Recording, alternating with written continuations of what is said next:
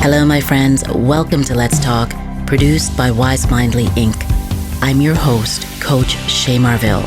In this space, we dive into transformative conversations that hopefully inspire you to grow, heal, and have a deeper connection to yourself and to the world around you. So, let's talk, let's connect, let's grow together.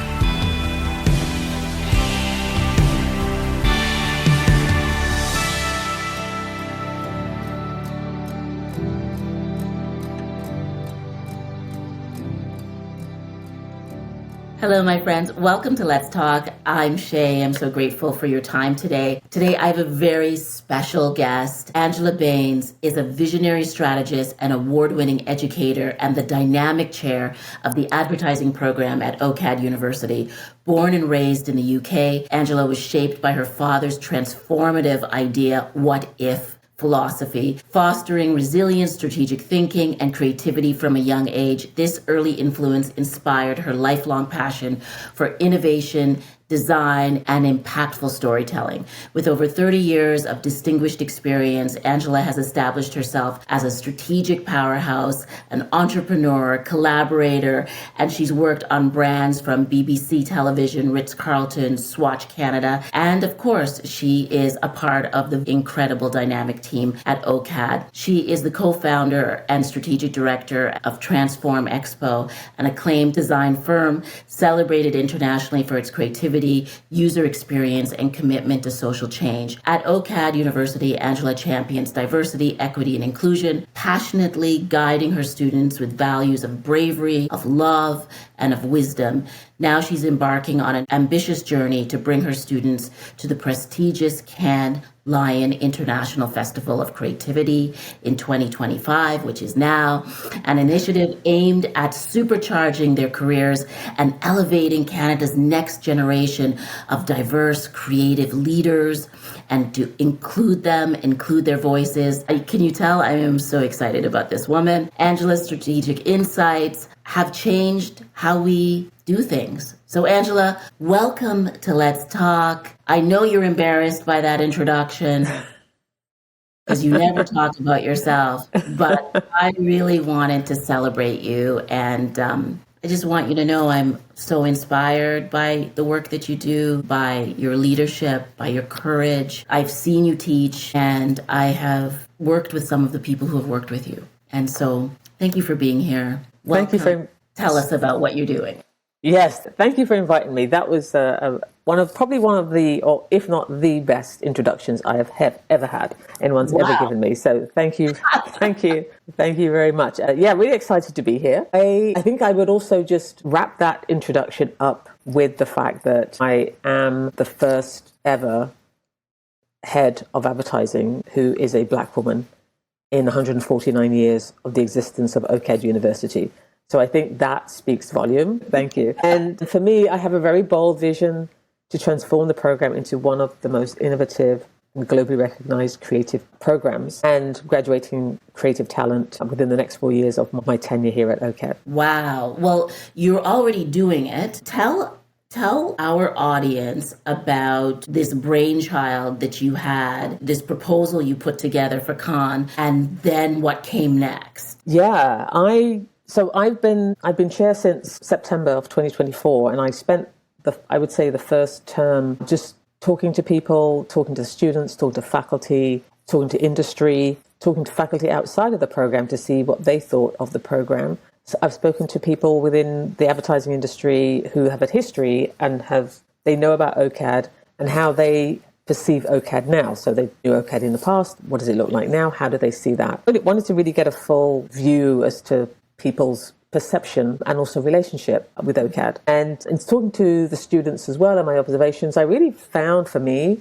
that what was really lacking was fun. I mean, we're in advertising, and I really wasn't seeing that in the program. Students were learning, absolutely. Students were developing new skills, 100%. But I wasn't seeing that connection with, this is an amazing industry to be in. And I can do some phenomenally creative things. You know, I speak to people in the advertising industry and they tell me how much fun it is to create. And so I wanted to bring that into the program. It's one thing to to educate our students within the advertising program, but what are the other things that we can do to fulfill their life within academia? And also connect that with advertising at the same time. And so I have been looking for ways to connect our students to industry. Students, I know. Children.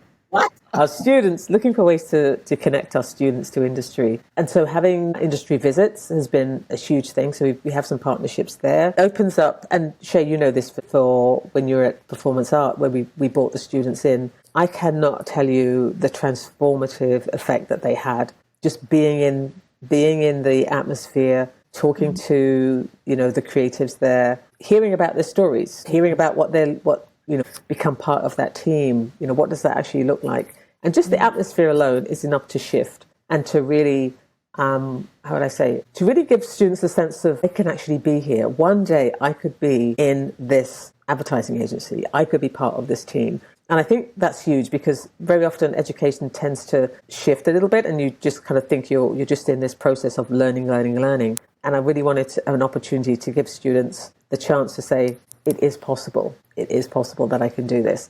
And so my proposal to Cannes was directly that. And I really saw that our presence in Cannes would give our students the ability to network, to talk to people about the transformative work that we've been doing. And that we continue to do. And just to be able to talk about the curriculum, how we embed values of, relational knowledge, respectful design, community-focused creativity, like how can we get this message out about what we're doing? And at the same time, sparking this transformative education experience for our students into something that's real and something that they can actually experience. Okay, so break it down for me. I have so many questions for you. What was the proposal that you submitted? Right, so the proposal that I submitted was under the representation, equity, and accessibility. That was the sponsorship. It was under that particular sponsorship because I really wanted to speak about the decolonization of our curriculum at OCAD. Mm-hmm. So not focus so much on the traditional madman version of advertising, but what could this look like if we looked at an advertising industry that empowered our BIPOC students, but also gave transformative learning to our students of European descent. And what that has done within the classroom is it's actually created an atmosphere that is beautifully supportive, that students understand what other people of color go through just as a lived experience, because not everybody knows that. And then you kind of say, well, why should they? It's kind of like if someone were to explain their lived experience as someone with a physical disability, we really wouldn't know, but we can empathize. And we're like, well, so now I know, now I can give agency to people with physical disabilities or neurodiversity or whatever that was. It's kind of a tough time, isn't it, to have this conversation or discourse when there's so much backlash or, blowback, led by the United States around pushing away DEI and saying, okay, I'm sure this is going to sound very woke to a lot of people, and that word really makes people uncomfortable. But really, here in Canada, we've not fallen into, we're afraid of DEI. We're kind of looking at, how do we become a more pluralistic society? How do we create more space? How do we have more conversations, right? And so how did you decide that you could go forward with this concept? I think at OCAD University, I think you cannot not afford to go through looking at, having that inward look, looking at yourself as an organization and really just looking around and saying, well, if we all look the same and we've all had very similar experiences, then how do we actually create anything that's new, right? Mm-hmm. How do we bring these new voices in? How do we, bring in new thoughts, new theories, new frameworks, new everything? And so I think it's a conversation that I think when we talk about diversity, or we talk about, yes, it is shifting, but as I've often said, diversity really started with women of European descent in the workforce. And the number of years that they pushed for that and tried to make that change, and that change happened, and for the better as well. We look around and we see how many women CEOs. Are there enough? Are the numbers huge? No, probably not. No, but we're there. And But we need to continue that work. But advertising, let me not play devil's advocate, but push a little bit here. Advertising is very European, like Anglo-Saxon in Canada, right? Like it is in many ways still a network of networked people who know each other and are well connected. That doesn't mean there isn't complexity and diversity within that network, but by continuing to talk to each other, you kind of perpetuate many of the same ideas, right? Exactly. And one of the key things that we do, we have several new courses within advertising. So we have a coming to know the consumer course, we have coming to know the community, and coming to know the culture. And with those three courses, we really emphasize various cultures and how do you develop messaging around that. Because you're not necessarily coming at one message for all, which you may have to do at the end, but you are thinking about the various communities that you are speaking to at the same time. But it's really looking at different groups of people as a different demographic to serve. So the question, I think the question is, I think people get stuck on diversity sometimes because they believe that somehow you're not taking everything into consideration, or people are getting something that they don't deserve. It's not merit-based, isn't it really about seeing more and more lenses of how to experience a product or a service or an environment? I would say that let me answer that question in another way. I'm going to answer that question in another way. So we also talk about agency and agency. So agency being you're working in advertising agency, but at the same time being able to give agency to those who may not be in that arena. And so if you are one of our graduates and you are in the boardroom and you're looking around the boardroom, regardless of who you are as a student, you look around the boardroom and that boardroom does not look diverse, but perhaps the client that you're working with actually does have a much more diverse customer base, which then says to our students who we've graduated that we're giving them the tools to have agency to advocate for others who are not in the room. Right. And so that, to me, speaks volumes when we talk about this idea about decolonization. Those are the sort of things that we're talking about, is how we're educating students, giving them the ability to what I would call, or my dad would call, standing up on the inside, so they can stand up on the inside and say, hold on a minute, give them that confidence. And that takes a lot of cojones to be able to do that if you're someone new coming into an agency. But giving them the tools that they need to be able to explain why this particular conversation or this particular concept, yes, why there are issues with that. Well, and when you're on the agency side and you're inside the agency, you're a champion for the client that you are working for, right? Like so you have to be able to see, kind of have like a 360 lens and see, what is it that the client needs, or who does the client serve that we may not be seeing? Exactly, at 100%. And if you're interested in having some of our graduates on who have done just that, they're young advertising individuals that have actually stood up to in a meeting and actually said to a client, I shouldn't put words into their mouth because I'm not sure exactly what they did say. But what they were able to do is educate the client in terms of that area, in terms of diversity.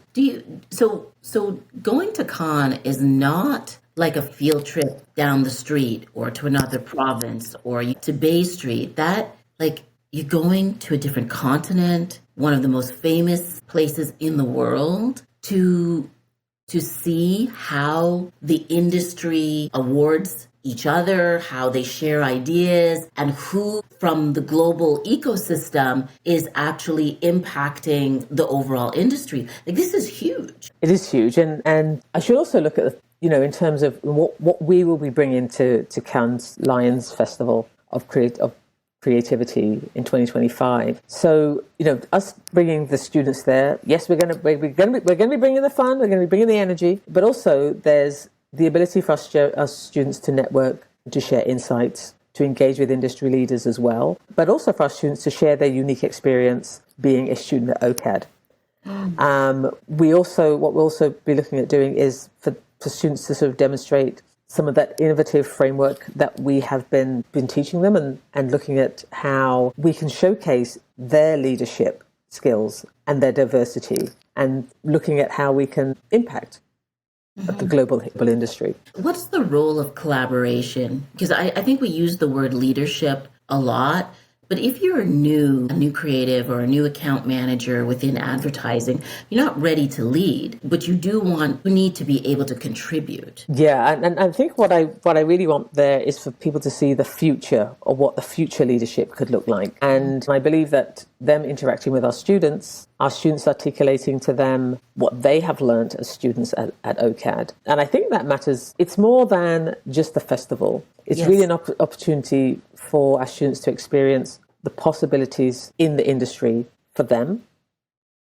as students. It will be life-changing for them because they're going to be pushing boundaries and realize that there's potential on the global stage, and one day they could be the ones there. And because this particular sponsorship is under the diversity umbrella, the representation, equity and accessibility, we are going to be there representing Cannes under that sponsorship. Right. Tell me, can we step this back a little bit? Tell me how you got into advertising. What was it for you that opened that world to you? Okay, so it was never actually an option for me. I'll be perfectly honest with you. When I was at school, the careers teacher would say to you, and as a girl, have you decided if you're going to go to secretarial school or become a nurse? Those were your choices. But for me, I wasn't going to be railroaded into that. And suffice to say, all my friends my age have either been secretaries or nurses, right? Because they went along with it. Yes. I decided I was going to I wanted to do something creative. The careers teacher was extremely annoyed when I thought, I don't want to do either of those things. I want to do something creative. And she literally threw a brochure over the table at me and said, have a look at that and come back and see me next week. And I looked through this pamphlet and they had all these creative courses in there that I'd never heard of. Like, you could do a degree in photography. What? You could do a degree in photography? You could do a degree in communications. What? That's an opportunity to do that? What is this? And then, but as I was looking at these courses, at the time I was only 16. The UK, you graduated at 16, and you had to be 18 to do all these other courses. I flipped the page, and there was a course called graphic design, and you could apply for graphic design at the age of 16.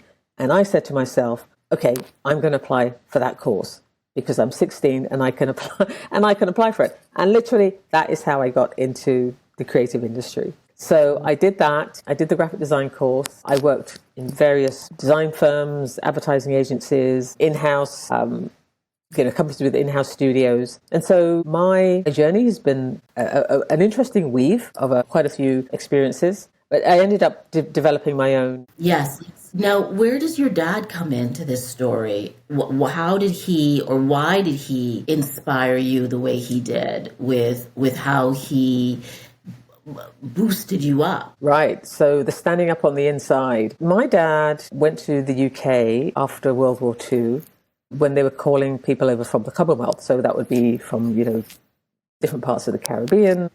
Yes. And my dad came from Jamaica. They were from Trinidad, you name it. They were coming over India. And so he came over and experienced, again, if you want to do another podcast, I can definitely give you some stories about that. Obviously experienced a lot of racism. Yeah. When he was there. And I remember my dad saying to my sister and I that, I'm not going to be there to protect you. And so I'm not always going to be there to protect you. So I need to teach you how to protect yourself. And so at the age of 4, my sister would have been 6. He decided to teach us how to box. So we would have boxing lessons. And coupled with that, we would watch boxing on TV, which I loved. And he would just give this complete running commentary, with his Jamaican accent, and telling us the strategies that one boxer was using over another. But he also said to us, though, you also need to learn how to drink. And so he would have his rum and we would have our Coca-Cola. There were 5 of us kids. And he would sit us down and have conversations. And he would say, you need to know how to have conversation with people. You need to know how to, the word wasn't networking back then, but it was just how to connect. Yes. Yeah. And then he would ask us scenarios and say, okay, so you're on a bus and someone's saying something racist to you. at the back of the bus, what do you do? And so we all had to come up with a scenario or some kind of strategy as to what we would do. I'd move and go downstairs, or I'd get off the bus, or I'd, say something, whatever that happens to be. And then he would counter with whether that was a good strategy or not. And so, and so that's really what my dad, instilled in us, is to always think about different ways to solve problems and thinking of different strategies. So he inoculated you and then also taught you to be a strategist. Exactly. And filled us with sugar at the same time as we drank our pop. I love it. I love it. I'm so excited for what you're about to do. Tell me what's going to help you get there with these students. What do you need? The reason that the impetus for us to just jump on the pod today was so that you could talk about this a little bit. Yeah. So my proposal was successful to CANS, and they loved what I had to say and what we're doing in the program and why it was important for us to go. And they awarded us 11 festival passes. Wow. Which was amazing. However, we only get the passes. And so we have to get ourselves to CANS. And so we have to get our students and our team to CANS, which, as you can imagine, is quite a huge feat for us to do that. Yes, Those small feet, yes. And so what I would love to do is to call out to your audience and ask them if they're willing to contribute, to donate. Yes, become a super fan of the OCAD advertising program. They can do that at ocadu.ca/donate. And that will take them to the page. And yeah, we would love to be able to represent Toronto, to represent Canada at Cannes. We are really on like a 100% mission to make a big showing for OCAD University when we're there as well. And it's going to be phenomenal for our students to be able to not only learn from the industry experts, right, but for this to contribute to their strategic development, their creative development, whether they want to be copywriters, art directors, creative directors, and just expose them to this groundbreaking creativity at the festival. And storytelling that changes advertising is storytelling, and it changes people's lives. 100%. Right. So this is absolutely exciting. Anything we can do at Let's Talk, we'll do to support and help raise the funds for your students to go. What are the dates? When are they going? When do they need to go? When do you need this money by? Okay, so the festival is June 16th to the 20th, 2025. So it's galloping quickly towards us. 2025. So yes, between now and I would say June 14th. And a travel agency that would be willing to help us. If there's a travel agency, that would be fantastic. We would take any contributions, large or small. Right. Excellent. Tell me, before you slip away, you're coming up to a new year in September. A new term begins. What is your ambition for 2025 and 2026 for advertising for your department or for your students? For 2025, 2026, again, for me, it's really finding new experiences for our students. We are looking at developing new courses, AI technology for advertising. We're looking to build our industry partnerships as well with advertising industries, and not just in Toronto, but advertising industries around the world. Hence, going to Cannes will be a huge part of that as well for us. Looking for internships for our students, and just looking to bring in folks from industry into the classroom. And one of the things that I'm really hoping to do is to have some residencies within the advertising program. So whether that's an art director in residence, a storyteller in residence, which that person would basically work across year 1 to year 4, doing workshops, working with students, working with faculty, and just to bring that new energy into the classroom. Phenomenal. Well, Professor, I am so grateful for your time. Angela Baines, you are brilliant. You've done so much for so many students. I know quite a few of your students, actually. You've made such a big difference. I just want to thank you for being on Let's Talk. Good luck. And we would love for you to come back on Let's Talk and tell us all about your time in France and in Europe and what happened with the students and how your presentations went. I would love to come back, and thank you for having me on. Thank you. And thank you to your listeners too. My friends, thank you for joining me on Let's Talk, produced by Wisemindly Inc. I hope today's conversation inspired you to take action, reflect, or embrace on a new way of thinking, on a new path. And if you enjoyed today's episode, and hopefully you did, don't forget to subscribe, share, and even leave a review. Reviews matter. They allow us to do way more than we're doing now. Let's continue the journey of growth and well-being together. Until next time, I'm Coach Shay Marville. Stay connected, stay curious, and let's keep talking.